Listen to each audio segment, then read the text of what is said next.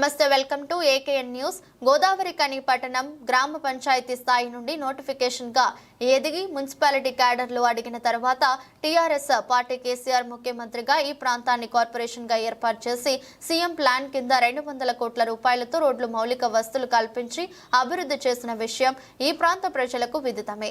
ఇంకా సీఎం కేసీఆర్ చొరవతో ఈ ప్రాంత ప్రజలకి సింగరేణి సంస్థలో పనిచేస్తున్న కార్మికులకి వైద్య సదుపాయం అందించడం కోసం మెడికల్ కళాశాలను ఏర్పాటు చేయాలని కార్మికులు గనిలో ప్రమాదాలు జరుగుతున్నప్పుడు హైదరాబాద్ కు తక్షణమే తీసుకెళ్తా ఉంటే ఎంతో మంది చనిపోయారని, మెడికల్ కళాశాల ఇక్కడ ఉంటే ఈ ప్రమాదాలను అరికట్టవచ్చని, సామాన్య మనువడికి వైద్యం అందించడం కోసం ఇక్కడ కళాశాలను ఏర్పాటు చేయాలని మా సీఎంను కోరగా చిరస్థాయిగా మెడికల్ కళాశాల ఏర్పాటు చేసి ఈ ప్రాంత ప్రజలను ఆదర్శంగా నిలిచారన్నారు. ప్రస్తుతం గోదావరి కని పట్టణంలో ఇప్పటి వరకు నిలిచిపోయిన పనులన్నీ వెంటనే పూర్తి చేయించాలని, లేకుంటే టీఆర్ఎస్ పార్టీ ఆధ్వర్యంలో రామగుండం కార్పొరేషన్ ముట్టడిని చేస్తామని, నిరసన వ్యక్తం చేస్తామని కోరుకొండ చందర్ డిమాండ్ చేశారు.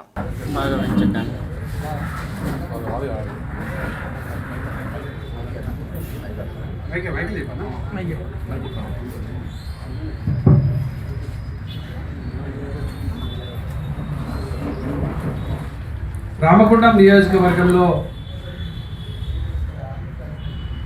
తెలంగాణ రాష్ట్ర తొలి ముఖ్యమంత్రి కేసీఆర్ గారి నేతృత్వంలో అనేక అభివృద్ధి కార్యక్రమాలను చేసినాం. ఆ అభివృద్ధి కార్యక్రమాలలో ఎలక్షన్ కోడ్ల మూలాన కొన్ని పనులన్నీ కూడా పెండింగ్ అయినాయి. మరి 8 నెలలు గడిచింది. ఈ పనులను పూర్తి చేయాలని, ఈ పనుల మీద ప్రత్యేకమైనటువంటి దృష్టి పెట్టాలని బీఆర్ఎస్ పార్టీ ఈరోజు డిమాండ్ చేస్తూ ఉన్నది. రామగుండం మండలంలో ఉన్నటువంటి ప్రతి ఒక్క రైతుకు నీళ్ళు అందించాలని కేసీఆర్ గారు 80 కోట్ల రూపాయల నిధులతోని లిఫ్టును ప్రారంభం చేయడం జరిగింది. దాన్ని వెంటనే పూర్తి చేయించేటువంటి దిశగా కార్యాచరణ తీసుకోవాలని డిమాండ్ చేస్తూ ఉన్నాం.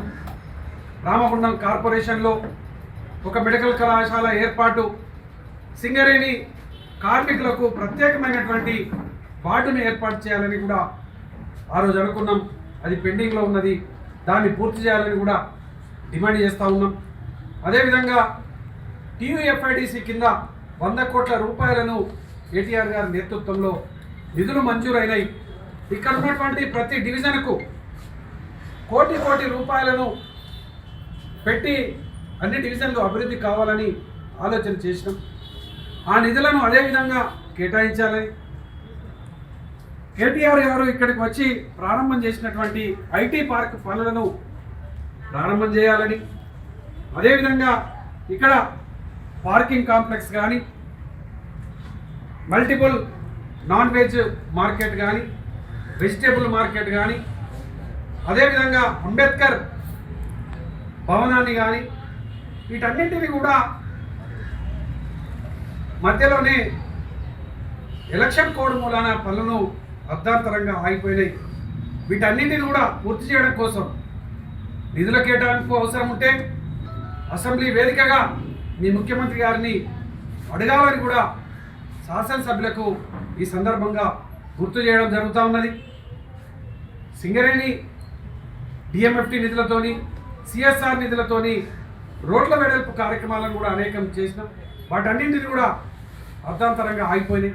వాటి మీద ప్రత్యేకమైనటువంటి దృష్టి పెట్టాలని, వీటి మీద తొందరగా ఈ కార్యాచరణ మీరు ప్రారంభం చేయకపోతే బీఆర్ఎస్ పార్టీ ప్రజాప్రతినిధులు, గౌరవ కార్పొరేటర్లు, బీఆర్ఎస్ పార్టీ నాయకత్వం అంతా కూడా మున్సిపల్ కార్పొరేషన్ ముందు నిరసన కార్యక్రమాన్ని కూడా చేపట్టాల్సి ఉంటుందని ఈ సందర్భంగా తెలియజేస్తా ఉన్నాం. ఇది శాసనసభ సమావేశాలు జరుగుతున్నటువంటి సమయం.